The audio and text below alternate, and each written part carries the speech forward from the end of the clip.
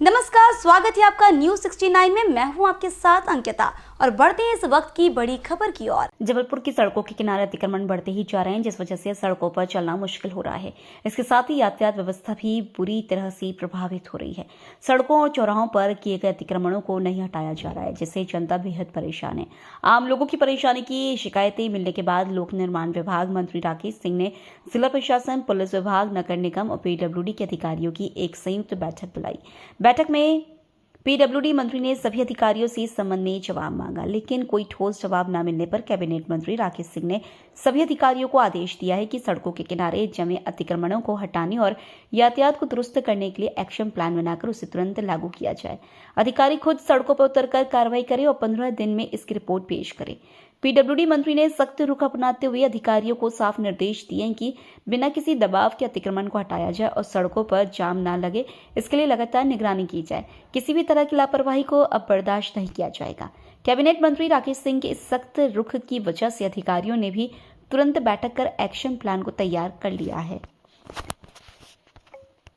बहुत दुर्भाग्यपूर्ण है कि बांग्लादेश में जिस तरह से हिंदुओं पर, सनातनियों पर जो अत्याचार हो रहे हैं वो दुर्भाग्यपूर्ण है, निंदनीय है। उससे भी ज़्यादा दुर्भाग्यपूर्ण है कि देश के भीतर वो तथाकथित धर्मनिरपेक्ष पार्टी के लोग, धर्मनिरपेक्ष आवाज़ उठाने वाले लोग इस पर मौन हैं।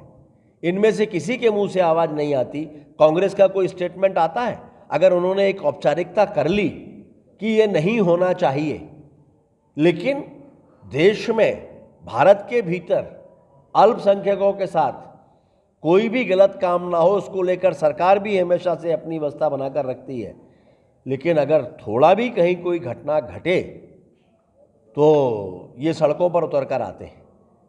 बांग्लादेश में जो कुछ भी घट रहा है वो दुर्भाग्यपूर्ण है।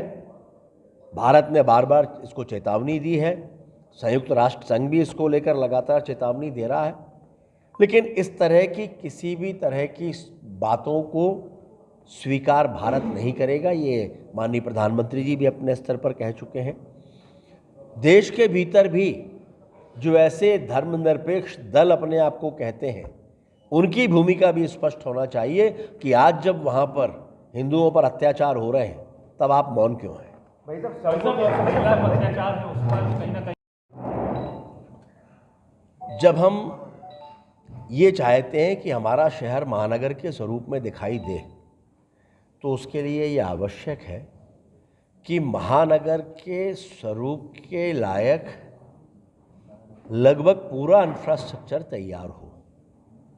सबसे महत्वपूर्ण इंफ्रास्ट्रक्चर ट्रैफिक व्यवस्था का भी है, लेकिन लगातार शिकायतें हो रही हैं, अदालतें इसके बारे में आदेश दे रही हैं, जनता त्रस्त है। यहाँ सभी माननीय विधायक और पार्टी के पदाधिकारी, अध्यक्ष जी बैठे हैं। हर रोज़ शिकायतें आती हैं अतिक्रमण को लेकर, एनक्रोचमेंट को लेकर, ट्रैफिक की अव्यवस्था को लेकर।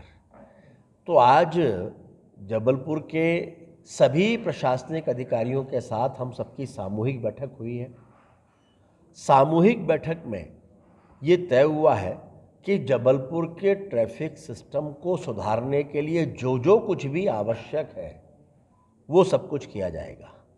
इसमें अव्यवस्थित ट्रैफिक के साथ साथ नियम तोड़ने वालों पर कार्रवाई का मामला हो, या अतिक्रमणों पर सख्ती हो, या फिर व्यापारी व्यवसायियों को अपना व्यापार व्यवसाय चलाने में किसी तरह की कठिनाई का सामना ना करना पड़े, इसके लिए आवश्यक तैयारियां हों। ये सब कुछ प्रशासनिक अधिकारियों के साथ बैठकर बातचीत में तय हुआ है और मुझे उम्मीद है कि बहुत जल्दी इसके परिणाम दिखने लगेंगे। ये भी चर्चा में आज आया है कि आमतौर पर पुलिस जो कार्रवाई करती है, तो पुलिस कार्रवाई करती है हेलमेट, गाड़ी के कागजात, जो सुरक्षा की दृष्टि से आवश्यक हो सकता है, लेकिन ट्रैफिक से सीधे तौर पर इसका कोई लेना देना नहीं है। इसलिए ट्रैफिक तोड़ने वालों पर, ट्रैफिक के नियमों का उल्लंघन करने वालों पर कार्रवाई हो, इस दिशा में प्रयास होना चाहिए।